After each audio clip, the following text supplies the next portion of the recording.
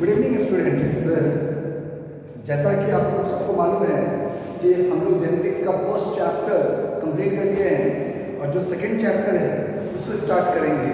और जो second chapter है that is molecular basis of inheritance. यहाँ पे आपको एक बात समझनी है, जो मॉलिक्यूलर बेसिस ऑफ इनहेरिटेंस है ये काफ़ी इंपॉर्टेंट है। यदि अब मैं कहूँ कि पूरे 12th क्लास में द मोस्ट इम्पॉर्टेंट चैप्टर है तो इसमें कोई दो राय नहीं होना चाहिए। पहली बात, ये बहुत ही इम्पॉर्टेंट चैप्टर है। वो मैं इसलिए कह रहा हूँ आपको क्योंकि इस पर्टिकुलर चैप्टर पे आपका जो पूरा का पूरा बायोटेक्नोलॉजी होता है वो बेस्ड होता है। यदि आपने इस चैप्टर को समझ लिया तो बायोटेक्नोलॉजी में आपको कोई प्रॉब्लम नहीं आएगी। तो इसीलिए थोड़ा सा ध्यान से सुनिए, क्योंकि नॉर्मली इस पर्टिकुलर चैप्टर में बच्चों को दिक्कत आती है, ठीक है। लेकिन यदि आपको समझ में आ गया तो इससे आसान कोई चैप्टर नहीं है। और whatever the question that will be coming in front of you concerning this particular chapter, you will be solving within seconds if you understand the concept how the things occur into molecular basis of inheritance. So without wasting the time, we are coming to the topic. जैसे कि आपको मालूम है, हम लोग बात करेंगे molecular basis of inheritance. सबसे पहली जो बात होती है, हम लोगों ने जो फर्स्ट चैप्टर था उसमें भी पढ़े कि अबाउट द जेनेटिक मटेरियल। तो यदि मैं बात करूं जेनेटिक मटेरियल की, किसकी बात करूं?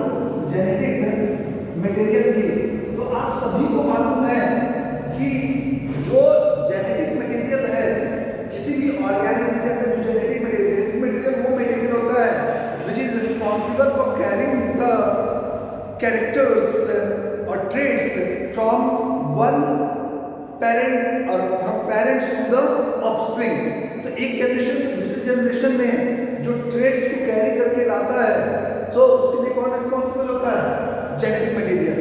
अब यहाँ पे सवाल ये है कि जो जेनेटिक मटेरियल, हमें मालूम है जेनेटिक मटेरियल जो होता है that is responsible for carrying the traits और कैरेक्टर्स। तो किसी भी ऑर्गेनिज्म में जेनेटिक मटेरियल होता है दैट इज न्यूक्लिक एसिड। क्या होता है? Nucleic acid. Nucleic acid the genetic material of any organism. Nucleic acid क्या है? Genetic material. अब ये न्यूक्लिक एसिड जो होता है ये दो तरह के होते हैं। ये कितने तरह के होते हैं? They are of two type. One is DNA and another is called as RNA. DNA कहने का मतलब है deoxy ribo nucleic acid. Deoxy ribo nucleic acid and RNA का मतलब है राइबो न्यूक्लिक एसिड।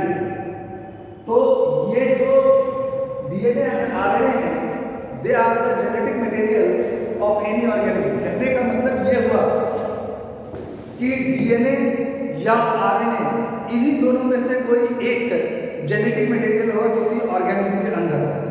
लेकिन जो सबसे कॉमन जेनेटिक मटेरियल होता है वो है DNA. The most common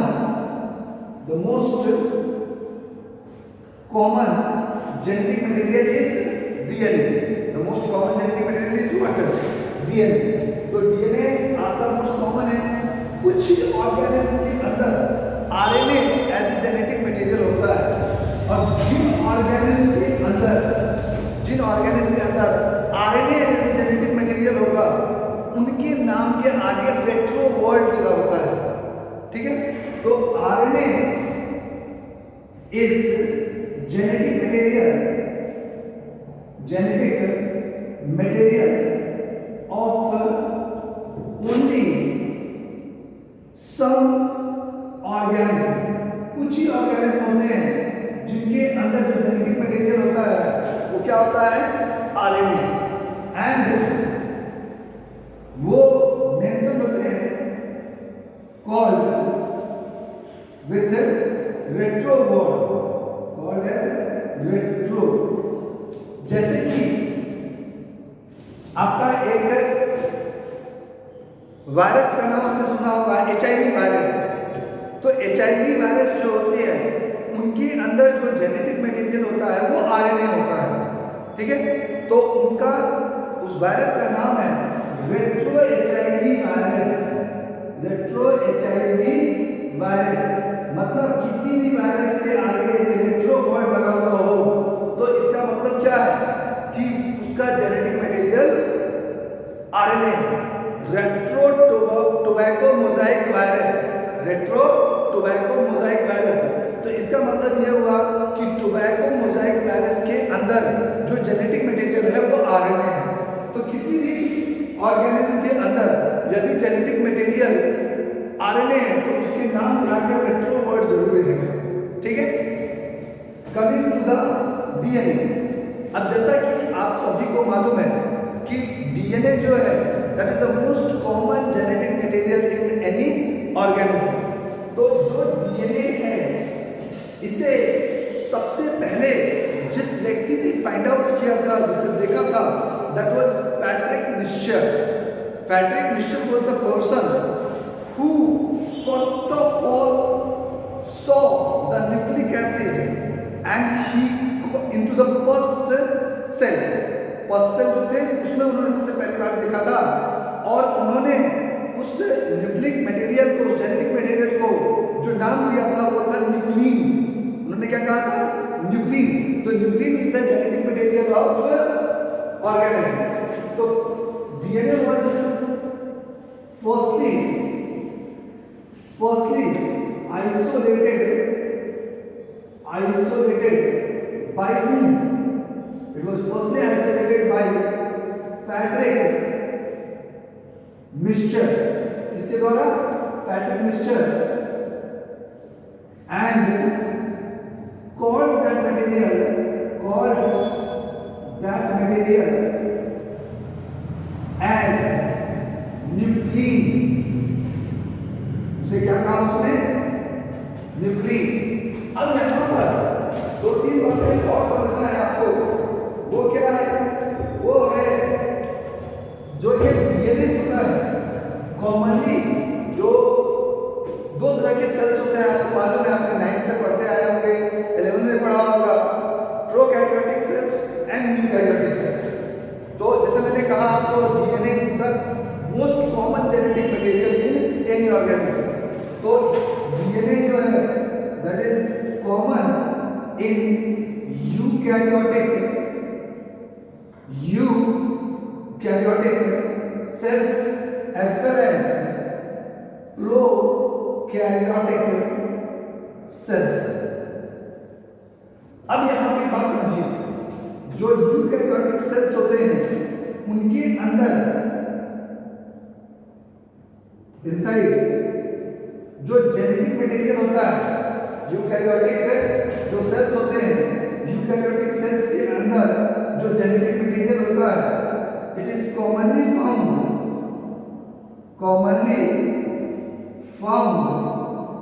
in nucleus. It is commonly found in nucleus, and such type of DNA are called as nuclear DNA। इसे हम such DNA is called nuclear DNA। तो nuclear DNA कहने का मतलब हुआ the DNA which is present in the nucleus of an organism। अब यहाँ पे एक बात समझिए, जो यूकैरियोटिक सेल्स होते हैं, उनमें जैसा मैंने आपको कहा कि जो DNA है वो कॉमनली कहाँ मिलता है? DNA कॉमनली कहाँ मिलता है? न्यूक्लियस में। तो न्यूक्लियस के अंदर जो DNA होता है, ठीक है, उन DNA के अंदर हिस्टोन प्रोटीन होता है। हिस्टोन प्रोटीन, ये जो प्रोटीन होती है that help in condensation of the DNA, and because of that at the time of cell division the chromatin material condense to form chromosome. आपने 11th क्लास में पढ़ा होगा कि जब एक सेल डिवाइड होने वाला होता है तो जो क्रोमैटिन मटेरियल होता है वो कंडेंस होकर क्रोमोसोम बन जाते हैं। तो वो जो कंडेंसेशन होता है जिस कारण से वो कंडेंस होकर क्रोमोसोम बनाता है, that is only because of the presence of histone protein. ठीक है, तो न्यूक्लियर डीएनए के अंदर हिस्टोन प्रोटीन होता है, लेकिन यूकैरियोटिक जो सेल्स होते हैं उनके दो ऑर्गेनल ऐसे होते हैं जिनमें अपना जेनेटिक मटेरियल, अपना डीएनए उनका अपना होता है। तो न्यूक्लियस के अलावा other than nucleus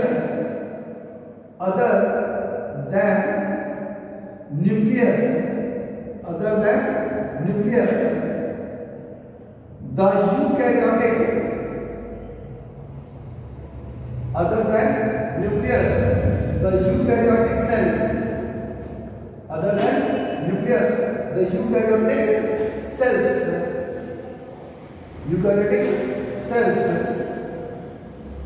have DNA in mitochondria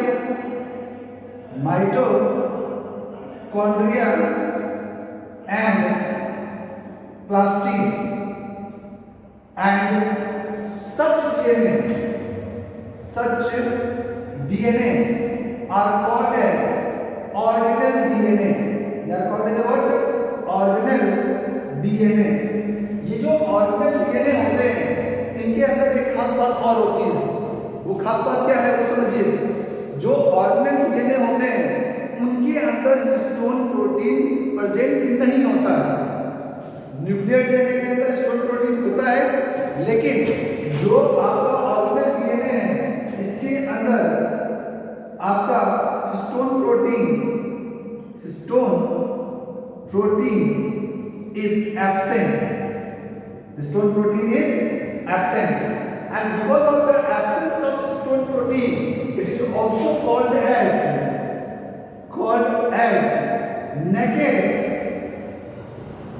DNA. कभी कभी आपसे ये पूछ दिया जाता है why the organelle DNA is called as naked DNA. तो organelle DNA are called as naked DNA because of the absence of histone protein. ठीक है, तो इस कारण से इनके जो क्रोमैटिन मटेरियल होता है उनमें कंडेंसेशन प्रॉपर तरीके से नहीं होता है, लेकिन क्योंकि इनके अपने जेनेटिक मटेरियल होते हैं तो इसीलिए आपने 11th में और 9th में पढ़ा होगा कि ये जो दो ऑर्गेनल होते हैं माइटोकॉन्ड्रिया एंड प्लास्टिड, ये जो दो ऑर्गेनल हैं mitochondria and plastid, so they are called as organelle DNA. They are called as what? they are called as semi autonomous organelle because they have got their own genetic material, and because of that for most of the activity they do not have to depend over the nuclear DNA. इनके अपने DNA है इसलिए उससे वो अपना काम, उनके information उससे होते हैं और उससे वो अपना काम कर लेते हैं। तो नेकेड DNA क्या होता है, न्यूक्लियर DNA क्या होता है, न्यूक्लियर DNA के अंदर कंडेंसेशन क्यों होता है, ये सब बातें समझ में आ रही है। ऐसी क्या खास बात होती है वो हम लोग अभी आगे बात करेंगे, लेकिन यहाँ पे आप जान लीजिए कि हिस्टोन प्रोटीन के प्रेजेंस के कारण ही न्यूक्लियस के अंदर जो डीएनए होते हैं इनका कंडेंसेशन होता है और क्रोमोसोम का शेप ले पाते हैं। तो जो यूकैरियोटिक सेल्स होते हैं उनमें डीएनए कैसे होते हैं समझ में आ गया। अब यदि आप बात करते हो प्रोकैरियोटिक सेल्स की, तो आपको एक बात क्लियर है कि जो प्रोकैरियोटिक सेल्स होते हैं, जो प्रोकैरियोटिक सेल्स होते हैं, तो प्रोकैरियोटिक सेल्स के अंदर ट्रू न्यूक्लियस एब्सेंट होता है। क्या होता है? True nucleus is absent. True nucleus is absent. तो जो ट्रू न्यूक्लियस है वो एब्सेंट है, ठीक है। तो यहाँ पे ट्रू न्यूक्लियस एब्सेंट है, वो इसलिए मैं कहता हूँ क्योंकि जो प्रोकैरियोट्स होता है उनके न्यूक्लियर मेम्ब्रेन नहीं होता है, और न्यूक्लियर मेम्ब्रेन नहीं होने के कारण जो न्यूक्लियस के अंदर का मटेरियल होता है वो साइटोप्लाज्म के साथ मिक्स हो जाता है। So because of that we can not say that a distinguished nucleus is present into the prokaryotic cells. तो जो ट्रू न्यूक्लियस जो होता है वो एब्सेंट है, और प्रोकैरियोट के अंदर prokaryotic cells have naked DNA। तो इसका मतलब यह हुआ कि प्रोकैरियोट के अंदर जो डीएनए होता है वहां पे स्टोन प्रोटीन नहीं होता है। तो स्टोन प्रोटीन नहीं होने के कारण उसे हम नेकेड डीएनए कहेंगे, और ये जो नेकेड डीएनए होता है इसी कारण से वहां कंडेंसेशन नहीं होता है, और जो सिंगल क्रोमोसोम होता है that is in the form of super coiled structure which is called as nucleoid। तो प्रोकैरियोट के अंदर क्रोमोसोम नहीं होता है, उनके अंदर जो सुपर कंडेंस क्रोमोसोम होते हैं, chromosome like structure, that is called as nucleoid। ठीक है, तो prokaryotic cell have naked DNA and the DNA is present in super condensed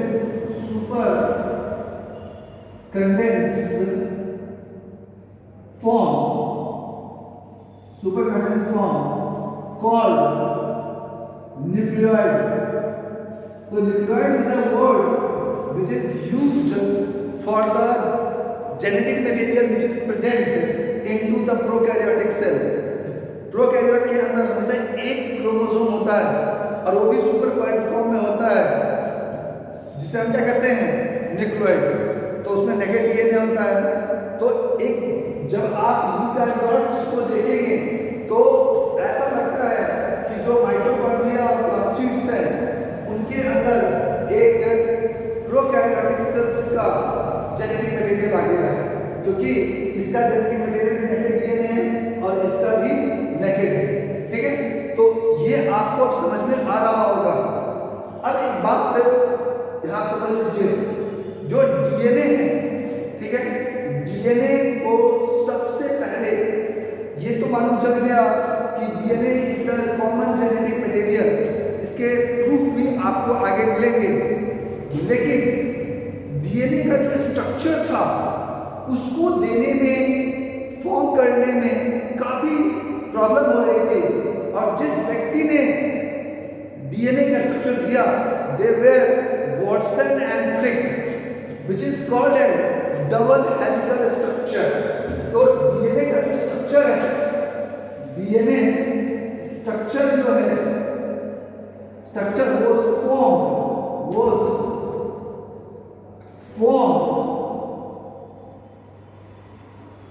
by Watson and Crick, and for this work both of them were even awarded by the Nobel Prize। तो Watson and Crick were responsible for providing the double helical, जो DNA का structure था वो कैसा था, DNA structure जो था that was double helical, ऐसा था डबल हेलिकल। तो double helical structure of DNA was provided by Watson and Crick, and for that they were even awarded with the Nobel Prize। Now the question arises, how they form the double helical structure। उसमें दो चीजों का काफी ज्यादा role है। One is the X-ray crystallography and another is Chargaff's rule। तो Chargaff rule and X-ray crystallography method, they are the two bases which helped Watson and Crick to find out about the double helical structure, and when the double helical came then it became a stable structure, and because of which the DNA existed to the nature। अब मैंने आपको एक बात बताया कि जो double helical structure था, ठीक है, तो उसमें हेल्प क्या होगा, हेल्प आया एक तो चार्गाफ मदद किया, और दूसरा X crystallography method. Crystallography X crystallography method. तो ये दो चीजें होती that help the scientist to study about the DNA. अब सबसे पहले जो समझना है आपको वो चारगाफ रूल है। सबसे पहले आप किस चीज की बात करेंगे? सबसे पहले जो हम बात करेंगे we will talk about the Chargaff rule. Chargaff rule, Chargaff rule कहता क्या है? पहले ये समझिए। चारगाफ ये कहते हैं adenine is equimolar to thymine. First statement, adenine is equimolar to thymine, मतलब जितना एडेनिन होगा उतना ही थाइमीन होगा। क्योंकि आपको मालूम है कि एडेनिन और थाइमीन कॉम्प्लीमेंट्री पेयर है। तो डीएनए में हमेशा जो ए अटैच होता है वो टी के साथ अटैच होता है या टी ए के साथ अटैच होता है। तो इसीलिए उन्होंने ये बात कही कि adenine is equimolar to thymine. दूसरी बात उन्होंने कही guanine is equimolar to cytosine. Guanine is equimolar to cytosine. ये दो बातें उन्होंने कही। A for adenine is equimolar to thymine, G is equimolar to cytosine. ठीक है। उन्होंने एक बात और कही कि जो आपका चारगाफ रूल है, चारगाफ रूल में जो एडेनिन और थाइमीन होता है A plus G equal to T plus C, क्योंकि A जितना है उतनी T है, जितनी G और जितनी C है, तो A plus G equal to T plus C। ठीक है। नेक्स्ट एक स्टेटमेंट है adenine plus thymine upon guanosine plus cytosine is constant for a particular species. Constant for a species. तो ये बातें कुछ निकल कर आई चारगाफ के द्वारा। तो these are collectively called as Chargaff rule. उन्होंने ये भी कहा कि जो प्यूरिन होता है that is equal to pyrimidine. Adenine and guanine purine है, जबकि थाइमीन एंड साइटोसिन पैरामिडीन है। तो purine is always equal to the pyrimidine. So these are certain statements which came through the Chargaff and they are collectively called as Chargaff rule. ठीक है। तो ये एक base बना आपका वॉटसन एंड क्रिक के लिए, so that help them to understand, to form the double helical structure of DNA. तो मुझे उम्मीद है ये आपको समझ में आ रहा होगा डीएनए क्या होता है, कैसा होता है, किस तरीके से हम उसको देखते हैं। तो ये बेसिक इंफॉर्मेशन है अबाउट द डीएनए। ठीक है। जो एक्सरे क्रिस्टलोग्राफी मेथड है उसको हम लोग नेक्स्ट वीडियो में डिस्कस करेंगे और वहाँ पे यही बात करेंगे किस तरीके से डबल हेलिकल स्ट्रक्चर बना और उसे क्या साइलेंट फीचर्स थे उनके बारे में। तो यहाँ तक मुझे उम्मीद है आपको कुछ समझ में आ रहा होगा। ठीक है। तो इसे थोड़ा सा अच्छे से स्टडी कीजिए, बिकॉज मैं पहले बताया है ये काफ़ी इंपॉर्टेंट चैप्टर है और इसमें समझना बहुत जरूरी है।